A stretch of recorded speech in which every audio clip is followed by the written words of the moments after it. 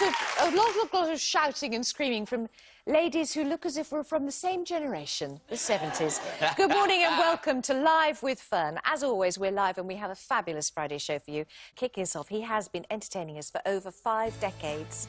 Former teen idol and all-round legend David Cassidy is back with a pop-tastic 70s revival. Now, my first guest today did rise to stardom in the Partridge Family.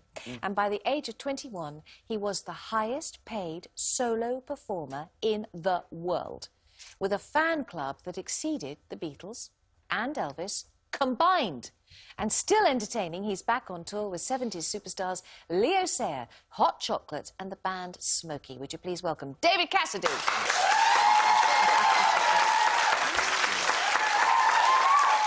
Fantastic. Oh, yeah. David Cassidy, it's lovely to see you again. Nice to see you too, Fern. The 70s, when you look back, the further you get from them, the better they look, don't you think? Well, the better I looked. No. It's so odd, yeah, I agree. What was your favourite outfit? I can't remember. It must have been something pretty tight, because trousers were very, very tight. And see that you're still sporting quite tight trousers. Well, but they also had bell-bottoms, and did you do the full...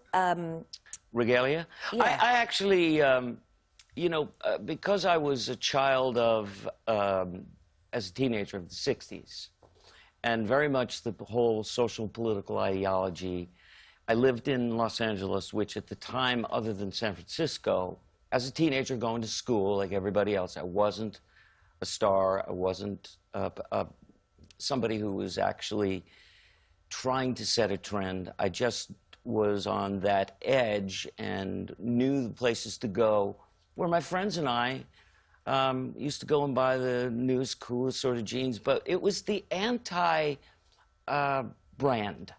You wouldn't walk around like people now with Abercrombie and Fitch, or they walk around. It's a brand thing. In those days, it was the antithesis of that. You didn't want to be part of the quote-unquote capitalistic establishment. So I was very anti-establishment. I was very much a child who, and I say a child because in very, very many ways I still am, and I live in that. But when I see, it's very difficult for me personally, because when you're 40 years on and people are constantly comparing you and you're seeing photographs of yourself, I ask any of you, think of yourself, if you're old enough, to think about what was it like 40 years ago? What did you look like? How did you interact with people? For me, I lived wrapped up in a blanket in the back of a boot of a Toyota. And I used to get, I lived in a very isolated world once I did the Partridge Family. And hang on, they would wrap you up and put them in the boot of a car to get you anywhere because of the crowds and the girls? Yeah, I had a kidnapping threat. I had to leave my home. The FBI and the LAPD were involved, and I had to leave and have a Pinkerton guy living with me. And a detective? Yes. No, they're a security. Pinkerton is like Brinks, and they stay with me, and they were in constant communication with the LAPD because there was a legitimate tip that it was going to happen. And, you know, when you're in the eye of that, my job was from 6 a.m. in the morning when I would get up. I'd be at the set at 7:30. I'd work until 7:10, and then I'd go over the hill, fly from Burbank over in my car, to the studio where I would record until 11 or sometimes 12. And I was recording for 2 artists. I was starring in the television show. I would do every weekend 4 concerts, 2 on Saturday, 2 on Sunday, and then fly back to L.A. Now, I did that consistently for 5 years. This doesn't sound very much fun. No wonder when There wasn't a lot of fun in it. It was a lot of work. I loved the work.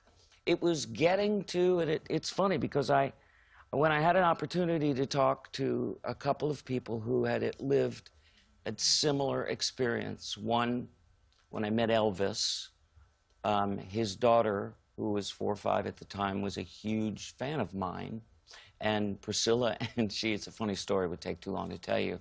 But I did meet him, And it was kind of a glimpse into the future.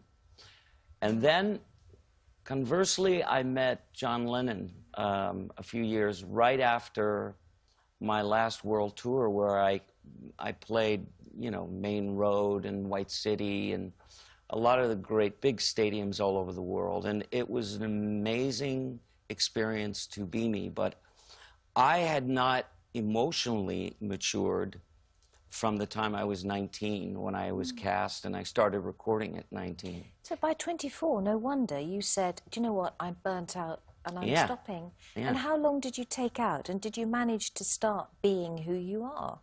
I'm still not sure I am who I am.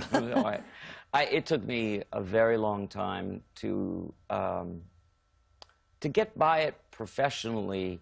Was extraordinarily difficult because I had become, once you become that famous, I was the first globally marketed human being. You were on my pencil case. Yeah, and what the problem with that is I never got to see the pencil cases. I didn't have approval on anything.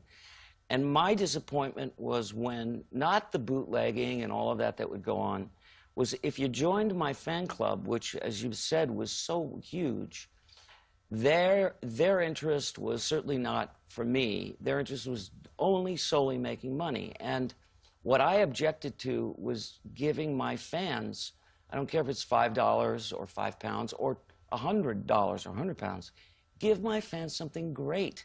Because ultimately, they relate to me. The reason they're buying it is because of their connection with me. Give them something great. Otherwise, it reflects really badly on me. You send them, you know, junk, and you send them things that are obviously inferior and to me unacceptable. I mean, really, David Cassidy dresses? I'm sorry, have you ever seen the thought of me designing? a David Cassidy dress? They made David Cassidy dresses, pillowcases, underwear. There's a picture of me on some tiny little female underwear. Knickers? I mean, yeah. And I felt very badly. Can we still get them? Are they? Where? Fern, I'm wearing a pair of But you see, so I'm sorry that I asked you this, because the 70s clearly was not a good time, and yet your own children, you're happily supporting them and guiding them in their careers. Well, as certainly my son Beau, who is now really beginning to crack it, and he had a fantastic passion and is very compassionate. I think I'm more proud of him as a human being, who he is. I actually said to him, and I meant it, I think you're the best person I've ever met. And to say that about your child, about your son, he is the most loving, compassionate, caring person I know. And you're not a bad son to your mum, who unfortunately is very ill with Alzheimer's. Very ill. And part of the reason I'm not touring as much, I'm not going to play. This is the only tour. I start on November 9th in I think in Birmingham, and I end up in Liverpool, which, as most of you know, I did Blood Brothers on Broadway, and because of the Beatles, a lot of musicians and actors have a real connection if you're an old bugger like me, and I was so influenced by them. The connection I had with John Lennon, the connection I have with people who are of that generation, who are now baby boomers, are the largest percentage of our population in America. It's 88 million people. And as the baby boomer generation ages, and we continue to grow older and older and older, I am very, very, very concerned. And one of the reasons why I'm going to be very proactive, and I've been working on going and speaking to Congress, working with the Alzheimer's Foundation of America. I'm going to try and be the face to try and educate, try and raise as much money, because the baby boomers, the eldest, started retirement age at 65 last year in 2011. What is about to happen in America, and I just read a piece here in the paper 2 days ago, that it's becoming a real concern, but it's still one of those because it's so painful, and it's such like a dirty little secret. Do you know the #1 fear of individuals at 50 years old is not dying, and it's not cancer. It's losing your mind. Yes. And I'm going to work. My mom has been in 24-hour care. She cannot walk. She no longer speaks. She lives in a diaper.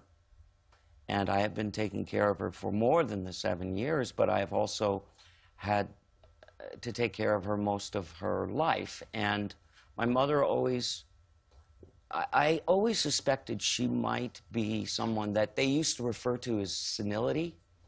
Well, I think before I leave this earth, I've been blessed to touch millions of people's lives and bring light into their lives, and I'm really proud of that. You have, David. But I'm going to do something else. Yeah, I'm going to do something noble, I hope. Yeah.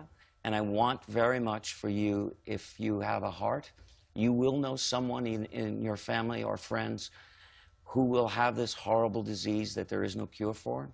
Please, you can either go to davidcassidy.com and find out about it. I'm going to do speaking engagements. I'm going to devote a lot of my free time, thus do a lot less touring. But the Alzheimer's Foundation of America and I are going to work together, and I thank you for letting me carry on. Yeah, I have to stop you there. I assumed you did. But that's brilliant. And the most important thing as well for people to see you and connect with you is the big tour here, which is in November. November 9th, I start in Birmingham, then I'm in Manchester the 10th, and then I'm back at this first scene of the crime at the Wembley Arena, which is where I did my first concert, and I'll bet a few of you were there, were you not? Were you? Fantastic.